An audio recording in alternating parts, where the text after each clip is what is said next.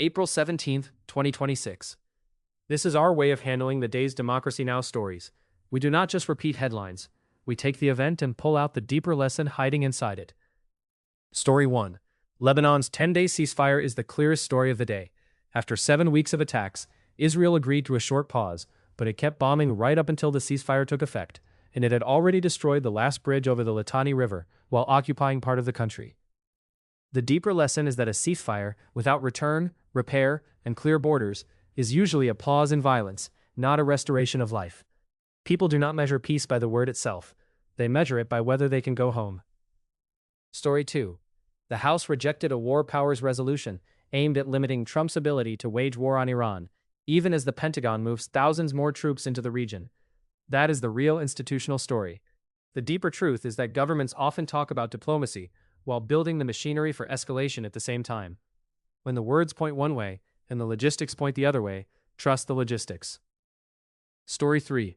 Russia's deadliest attacks of the year came right after an Easter truce that both sides accused the other of violating, while Ukraine struck a major Russian refinery in return.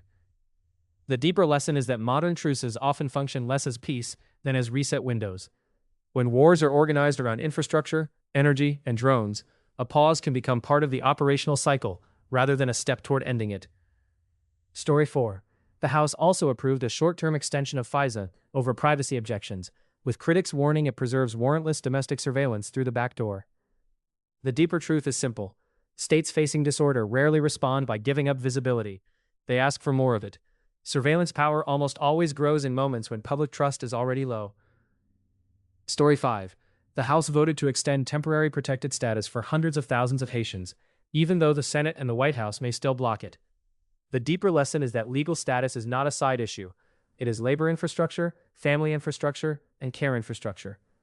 When a society pulls legal ground out from under large groups of workers, it is not only changing immigration policy, it is destabilizing the people who keep daily life running. Story 6. The immigration story is broader than one vote. ICE's acting director is stepping down. One ICE agent in Minnesota has been charged with felony assault after allegedly pointing a gun at people from a moving vehicle. And governors are now threatening to cut public safety money from cities that refuse to collaborate with immigration enforcement. The deeper truth is that immigration policy is no longer staying at the border. It is being pushed into highways, city budgets, local policing, and ordinary civic life. Story 7. A progressive Democrat won the New Jersey special election and further narrowed the Republican majority in the House. That may look like a local political story. It is bigger than that. The deeper lesson is that in a tightly divided system, small elections have national consequences.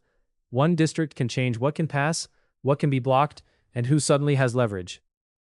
Story 8. Hampshire College says it will close by the end of next year, and analysts warn that hundreds of private colleges could shut down or merge over the next decade. The deeper truth is that institutions do not only collapse because of one bad decision. They collapse when long pressures, cost inflation, debt, and political hostility all compound at once. A society often notices the loss of independent institutions only after they are too weak to save. The through line today is simple. Systems under stress do not just become louder, they become narrower. Narrower in who gets protection, who gets a vote, who gets legal standing, who gets watched, and which institutions are allowed to survive. That is the deeper story under today's headlines.